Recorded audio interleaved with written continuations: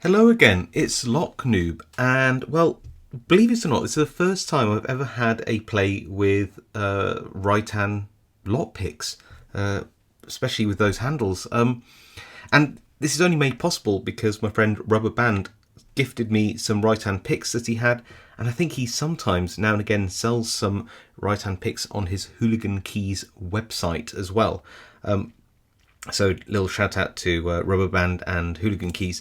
But yeah, now, like I said, I've never touched these before. I don't know much about them other than the fact that some people absolutely love these right-hand picks. And my first impressions are I like the handles. Just because I quite like broader handles which are still slim. I find them more comfortable for picking.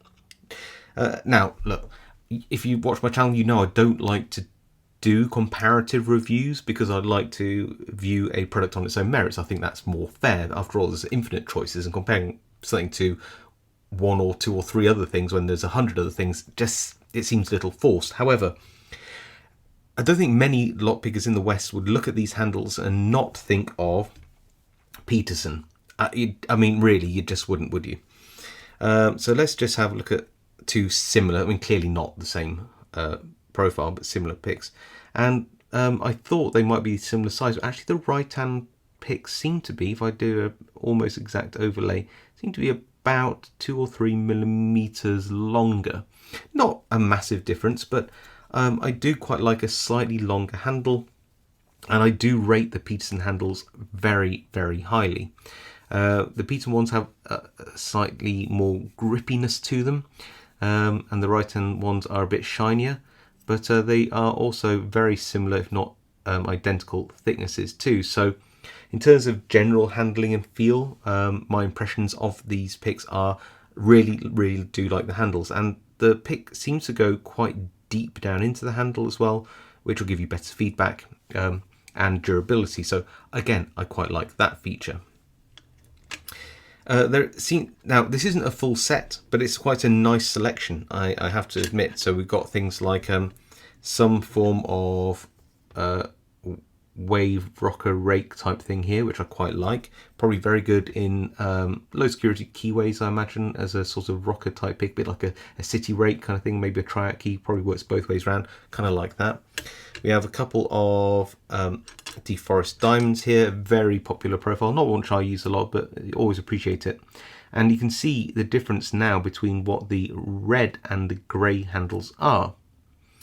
I'll come on to that a bit later, but let's just keep going through these. We have some short hooks, which, let's face it, is everybody's go-to profile, and you can see again the difference there. And then a couple of things which aren't paired but are kind of cool nonetheless, which are a super tiny half diamond and a snake rake, which has a very bold up angle on that last hump. Then two right-hand there. Let's have a look, turn the right way around. See the logo there? Two right-hand incorporated. It says here, can't read that actually. Anyway, somewhere Canada possibly. Anyway, yeah, two double-ended picks, which are kind of cool, just in case you want to do some picking and swap over. I always like the idea of having a rake on one side, a hook on the other, rather than two rakes and two things which could act as a hook, although that's more like a hybrid, the half diamond. But nonetheless, it's kind of cool. Seems to be made well.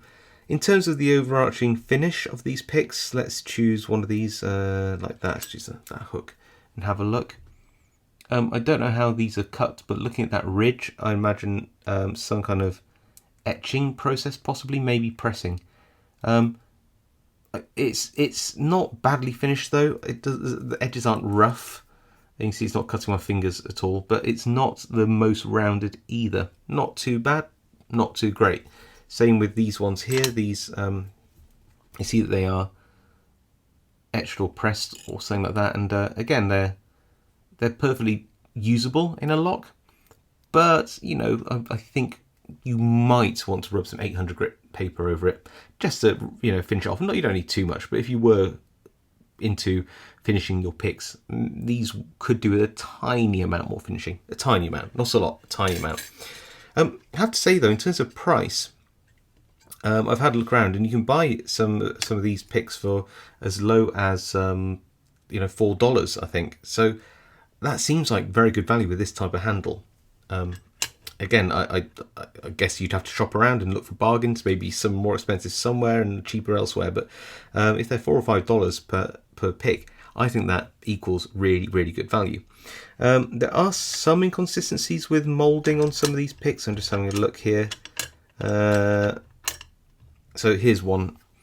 I think it's injection moulded. Looking at this, is that a problem? No, I don't think it's going to affect the picking or durability at all. But it's just I wanted to point out that I did notice. But overall, for the price especially, these are really lovely, and the handles are really great and really very comfortable. So what's this at the end? Well, this is a plug spinner. We'll have a look at that. But it's it's a pocket plug spinner. It's clearly a very small device, and the idea is that you would charge it up by twisting one direction. Then you'd hold at the top, and there you go. It looks like some kind of missile, doesn't it? The way that it's got these fins all over it, some kind of like drone. I don't know. It's kind of cool.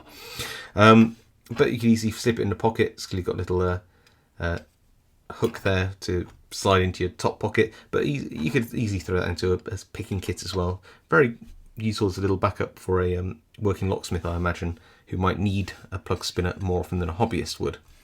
Okay, now we've gone through sort of the finish, what they look like and what they are, but what we didn't cover off is what the differences between the grey and the red handles are. And you might be thinking, like a lot of manufacturers, that what you're looking at here is two different thicknesses. Maybe this one's 25 thousandths and that one's 15 thousandths or 20 thousandths. No.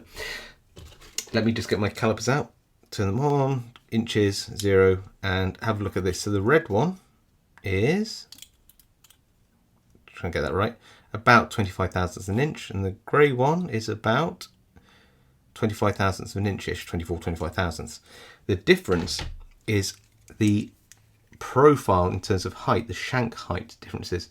Look how much thicker this is to this. These are finer tools, and the fine nature of those tools is actually quite distinct, and certainly, despite them being 25 thousandths of an inch thick each, you can see how you'd have to be quite gentle with these picks, no matter what they're made of. Even if they're made of vibranium or adamantium or something, you're going to have to look after something that is that thin. In fact, let's just pop it down to millimeters. You have to forgive me, but it's easier for me to work in millimeters.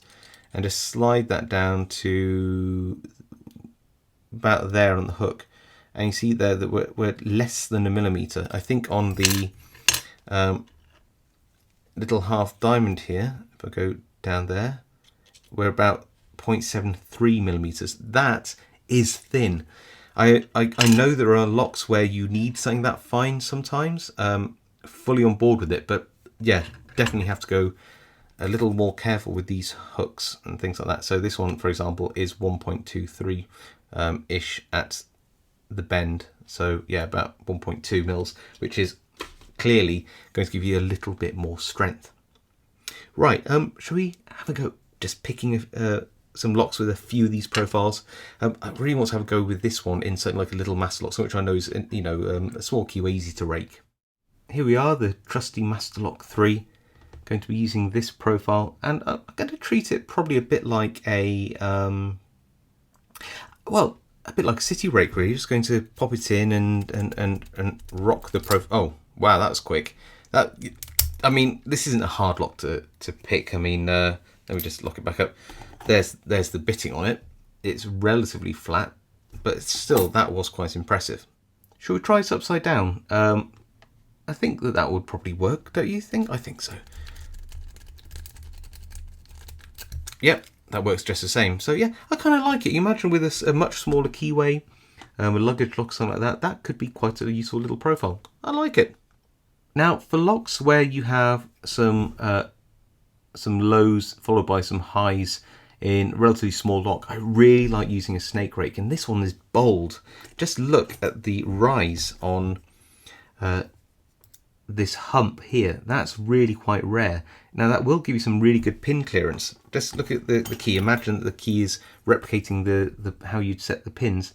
I imagine that this would work really well in a lock like that, where you just need to reach up behind a low cut pin and rake the ones at the back. Should we give that one a go? I think we should.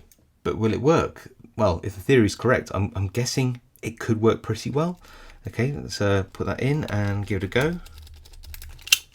Well, the theory is correct. Let's try it on that other lock. So here's the other lock with that bitting with a low cut pin in front. So again, just going to go in and oh, whoa! That's ridiculous. I mean, yeah, they're master locks and they are super easy to rake. But come on, even so.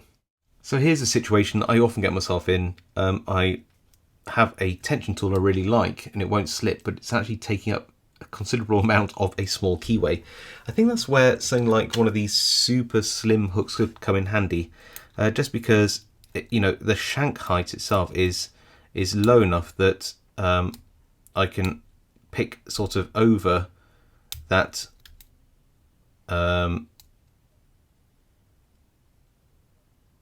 tension tool.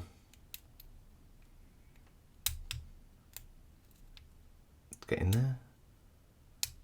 There we go, I've got an open. So yeah, I mean, that works too. So you can see how having something which is so slim, you know, I can have a reasonable height to the hook because the shank isn't taking up all the space. But again, you just have to be sort of careful the way you pick with it. Got to be very light. Maybe take your time a bit more because, you know, like I said, no matter what this is made of, you could risk bending it. Really want to have a go at this plug spinner, but first I'll have to pick this lock, and I thought that I would try and use one of these double-ended hook rake type things, maybe a bit of both actually, just because they're here, and you know, got to be fair, got to try everything, haven't we? So maybe I'll give it a rake with, I don't know, got double ball, got snake. Let's give it a go. Let's give it a little snake rake.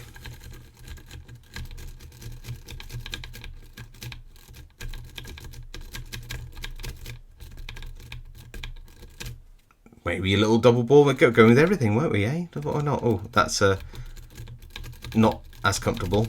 I think that the double ball's usually for wafer locks, but you know, why not? Just having a bit of a feel for it. It feels okay.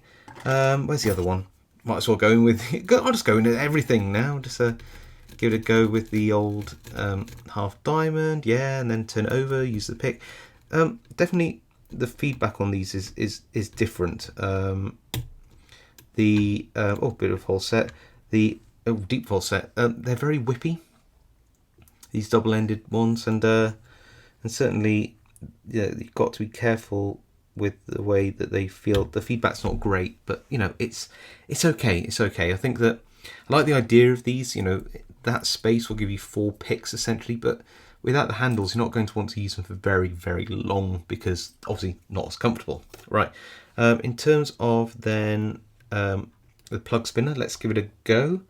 If I can find it. And we want to make it turn this way, so that way. So we need to turn this whole thing around like that. Get that about right. There we go. Pop that in the center like that, and just be careful to move it back, and then press go. Well, that worked out really well. That definitely flipped the lock from being picked one way to the other, shot past the shear line. Awesome, good work. So what do I think to these Rytan tools now I've had a play with them? Well, I have to say I really like these grey handled ones a lot. 25 thousandths of an inch, nice profiles, work really nicely. The finish of them is pretty reasonable actually, and the price seems to be pretty good too. Probably could do with a little bit of fine finishing, but it's not absolutely essential. I didn't finish them for the review. The snake rake in particular is quite useful because it's so high set. But that being said, I think you've got to be careful that you don't end up canyoning behind set pins. They could easily trap that if you don't have a keyway which will accommodate such a large differential in height. But again, that sometimes happens. Sometimes you have to open a lock and you keep your tool trapped in it. That's just normal lock picking. These tools here are very usable, but I wouldn't like to, pick with them for a very long time. They're very whippy and bendy, and obviously, despite them being quite nice in terms of their overall length, because you can hold onto the tool and rest it in your hand and be able to swap between two profiles quite easily. Again, I can see what they're used for, but they're not like an everyday tool. They're more like a backup, I'd say. Still kind of cool. And then the plug spinner, again, it's not an industrial strength one, but as a little backup, as something to throw in your pocket, just in case you've, lost, mislaid, or forgotten your bigger plug spinner. Yeah, perfectly good too. So, yeah, I really quite like these. What do you think? Do you like these Rytan picks? Do you use them? Do you like all the profiles? Have I missed out anything that you know about? Let me know in the comments. I read them all and I reply to as many as I can. If you like this video, want to see more like it, leave a like. And of course, if you haven't subscribed, please consider subscribing. It really does help me out. Okay, thanks all for watching, and I'll see you all next time.